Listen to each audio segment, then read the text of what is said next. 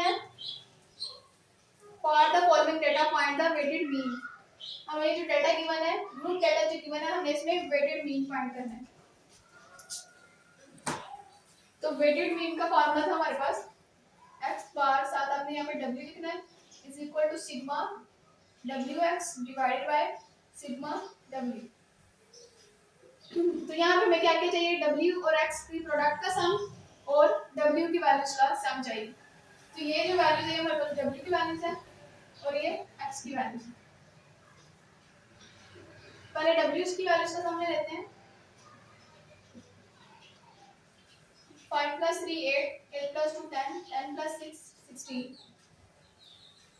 अब हमें w और x का प्रोडक्ट चाहिए, तो इनका प्रोडक्ट फाइंड कर लेते हैं।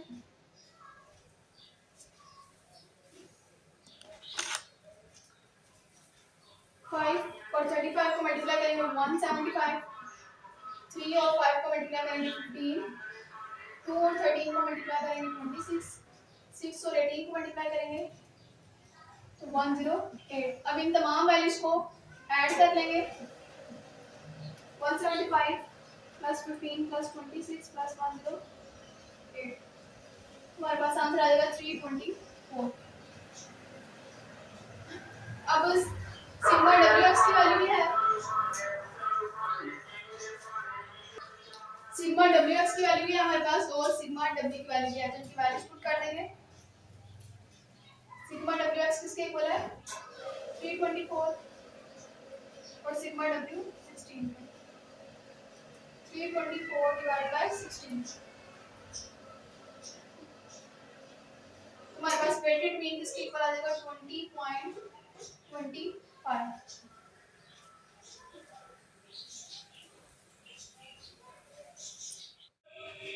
क्वेश्चन नंबर 19 है, a company is planning its next year marketing budget across 5 years. Yearly budgets in millions are 5, 7, 8, 6, 7. Find the average budget for the next year. यहाँ पे हमने एवरेज फाइंड करना है और एवरेज का मतलब भी मीन ही होता है, तो इसका मतलब हमने इस डाटा का मीन फाइंड करना है। और ये डाटा हमारे पास अनग्रुप डाटा है, तो अनग्रुप डाटा के लिए मीन का फॉर्मूला क्या था, अनग्रुप डाटा के लिए मीन का फॉर्मूला था हमारे पास x bar is equal to sigma x divided by n, यानी ये तमाम वैल्यूज का सम और divided by number of values. x bar is equal to sigma x, यानी तमाम वैल्यूज को ऐड कर देंगे 5 plus 7 plus 8 plus 6 plus 7 divided by n, यानी नंबर ऑफ वैल्यूज। तो नंबर ऑफ वैल्यूज कितनी है हमारे पास 1 2 3 4 5, ये 5 x bar is equal to, अब इन सब वैल्यूज को ऐड करेंगे और फिर 5 में डिवाइड करेंगे। इनको पहले ऐड कर लेते हैं, 7 5 12 12 8 20 27 27 27 में 6 ऐड करेंगे तो 33 33 डिवाइडेड बाय 5।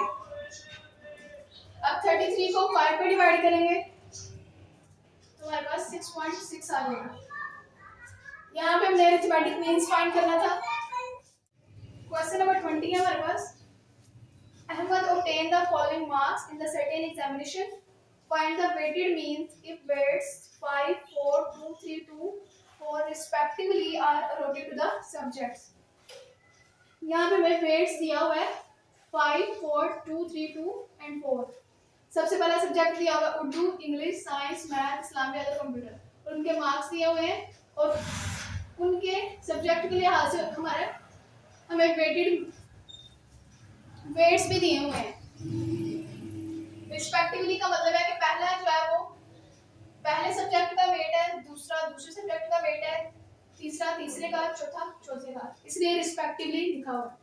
यहाँ पे हमने वेटेड मीन फाइंड करना है, तो वेटेड मीन का फॉर्मूला था हमारे पास x bar w is equal to sigma wx over sigma w। हमें w की तमाम वैल्यूज का सम चाहिए, ये हमारे पास x है, ये w है। w की तमाम वैल्यूज का सम चाहिए, 5 plus 4 9, 9 plus 2 11, 11 plus 3 14, 14 plus 2 16, 16 plus 4 20। तो सिग्मा w हमारे पास 20 आ गया। अब हमें W और X के प्रोडक्ट चाहिए, ये X है और ये W, इन दोनों का प्रोडक्ट चाहिए हमें। तो सामने सामने वैल्यूज को मल्टीप्लाई करेंगे, 78 और उसके सामने जो वैल्यू 5 है उसको मल्टीप्लाई करेंगे 390। अब ये 65, इसके सामने वाली वैल्यू 4,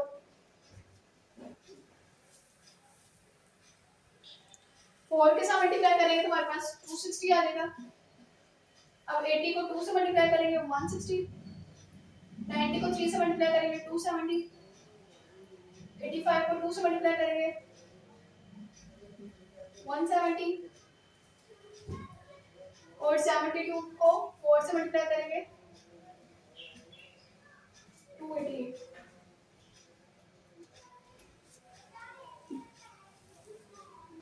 अब W और X की तमाम वैल्यूज का हम सम फाइंड करेंगे, इन सबको ऐड कर लेंगे। 390 प्लस 260 प्लस 160 प्लस 270 प्लस 170 और प्लस 288, तो हमारे पास आ जाएगा 1538। अब दोनों वैल्यूज पुट कर देंगे इस फॉर्मूले में। सिग्मा WX का हमारे पास 1538, सिग्मा W का हमारे पास 20, दोनों वैल्यूज को डिवाइड कर देंगे, हमारे पास आंसर आ जाएगा 76.9। हमने वेटेड मीन फाइंड करना था, तो वेटेड मीन हमारे पास क्या आ गया 76.9।